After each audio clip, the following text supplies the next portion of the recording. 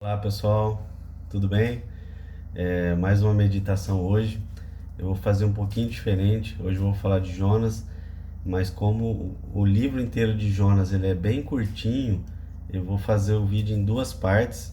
Não vou ler um trecho específico, eu vou ler alguns trechos de todo o livro de Jonas, né? Recomendo que você faça essa leitura em casa.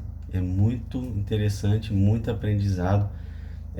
Tem várias figuras, eu não vou entrar no mérito aqui se isso é verdadeiro, se aconteceu ou não, se é histórico ou não, mas o mais importante é o exemplo, o aprendizado, a instrução que a gente pode ter disso. Vocês vão ver que é muito real e paralelo com a nossa realidade hoje, né, de liderança.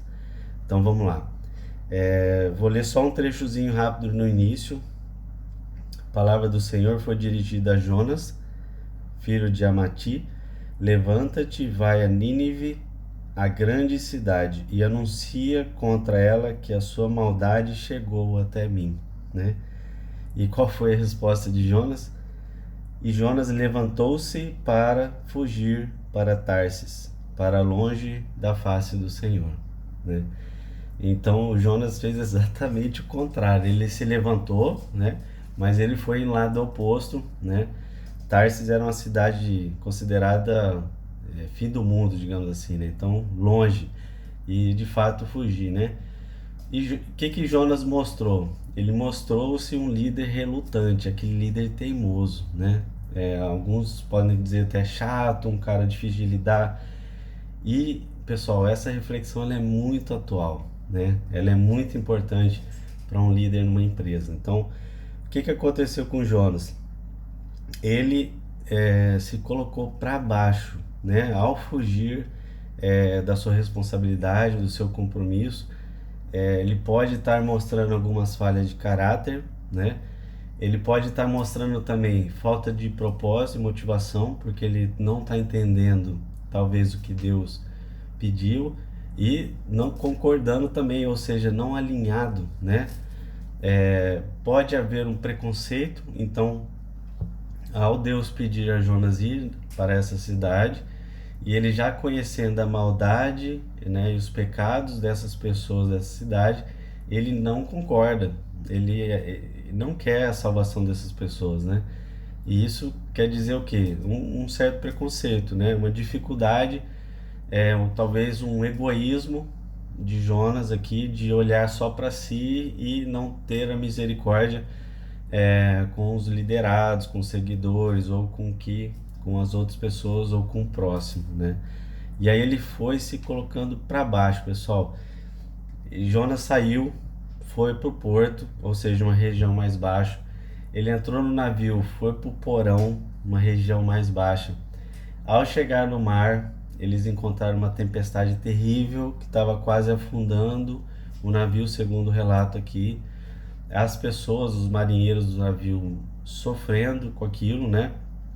E aí tentando descobrir o motivo de toda essa ira, de toda essa tempestade que eles estavam vivendo. Chegaram até Jonas e Jonas de fato tinha consciência. Ele falou assim: "Ah, e essa tempestade é porque eu não fiz o que Deus queria, né?" E aí Jonas quis se afundar mais ainda, pessoal. É uma realidade terrível que talvez a gente vê hoje no mundo. Jonas pediu para ser jogado no mar.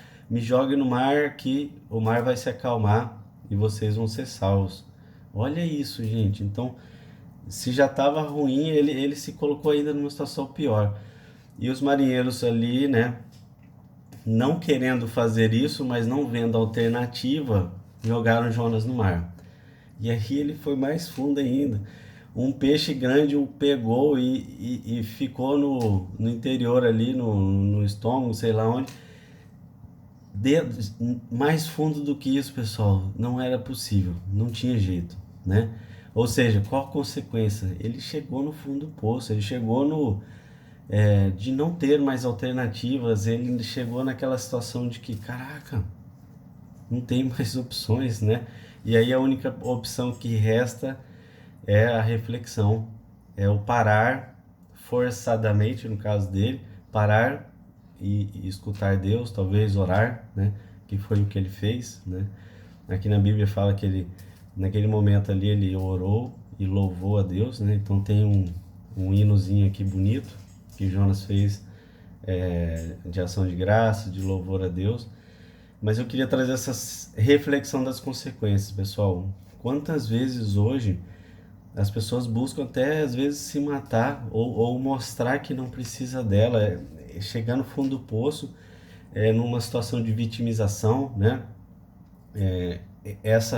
Esse afastar de Deus, essa fuga, muito cuidado, pessoal, porque o não enfrentamento do problema, ele vai te levar para baixo.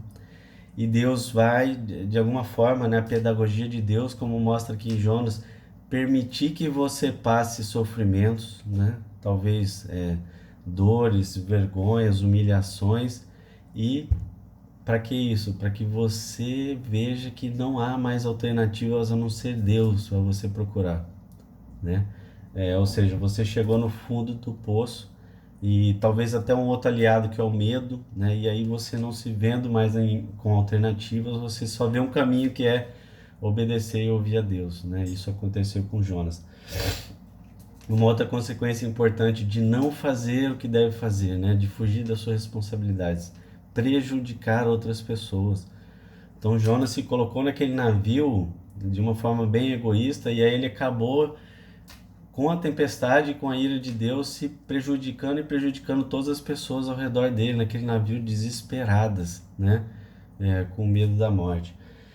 E aí, outra coisa cruel, né? A insensibilidade, a apatia. Então, negar e ser resistente, ser relutante, ser uma pessoa difícil, ser uma pessoa, digamos assim, teimosa, pode te levar a ser totalmente fora da empatia, apático, total, sem sentimentos, sem preocupação com o próximo, né?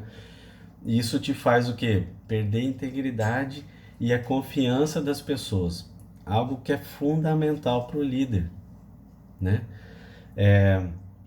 E aí, pessoal, nessa questão de estar sem escolhas, sem opções, e a única coisa que você pode fazer é ouvir Deus, obedecer a Deus, é o momento em que há luz, há clareza, né? Há consciência.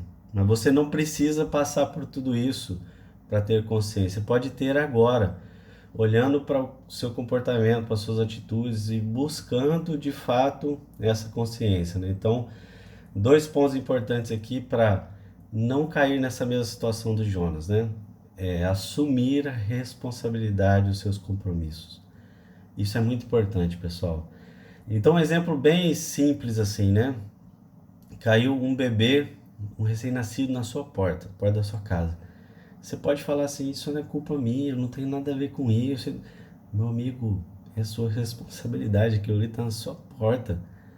Não importa de quem é a culpa, mas você tem que agir, você tem que ter uma atitude. E aí vem o segundo ponto importante dessa reflexão aqui, iniciativa, né? Muitas pessoas acham que iniciativa é fazer algo diferente, que ninguém pensou antes. Não, iniciativa muitas vezes é dar um passo, é sair do lugar, né? Levanta-te e vai, igual Deus falou com Jonas. Então, faça diferente, né? Na Bíblia tem vários outros exemplos de pessoas que foram resistentes, relutantes, teimosas. Moisés foi um, né, que passou muita dificuldade. Outro vídeo a gente pode trazer aqui a reflexão de Moisés. Mas também existem muitos outros exemplos de pessoas que superaram já de cara. Então, um bom exemplo é Maria. Maria deu sim logo de início da gravidez ao anjo, deu sim logo de início para ir em Isabel, sua prima, porque ela já estava grávida, e foi nesse sim que ela nos trouxe aí o seu filho, né, o Salvador, Jesus. Outros exemplos, né? Mateus, Pedro foram convocados e deram seu sim também logo de cara, na conversão. Outros contrários, Paulo de Tarso. Paulo literalmente teve que cair do cavalo, né? Deus o chamou, ele estava seguindo outro caminho, teimoso, resistente. Deus fez ele cair do cavalo, ficar cego, ter que passar por um período de fato de reflexão, meditação e para ele crer no Deus vivo, né? Então, esse é o convite para você. Se você passou por alguma situação assim, de teimosia, de relutância, reflita, não espere chegar no fundo do poço, dá um passo em diante em assumir as suas responsabilidades, compromissos e tenha a iniciativa, né?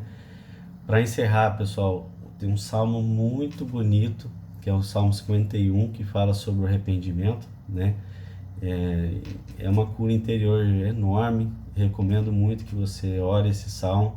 E esse finalzinho eu quero que você guarde essa frase aqui que Deus falou para Jonas, né?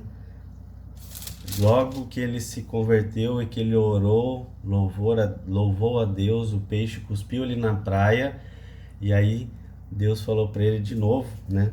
Levanta-te, vai. Levanta-te, vai. Para quê? Para levantar outros. E eu falo isso para você agora.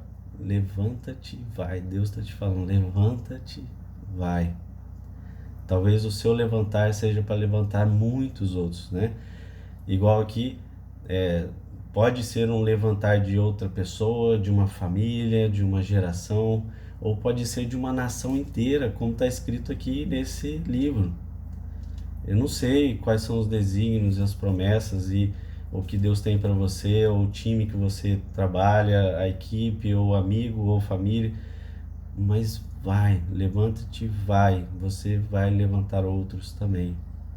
Não fuja disso, ok? E aí, o final da história aqui, o resultado e mais outro aprendizado de Jonas vai ficar para a parte 2 do vídeo, que eu vou lançar em breve aí. Tá bom, pessoal? Um abraço, fiquem com Deus.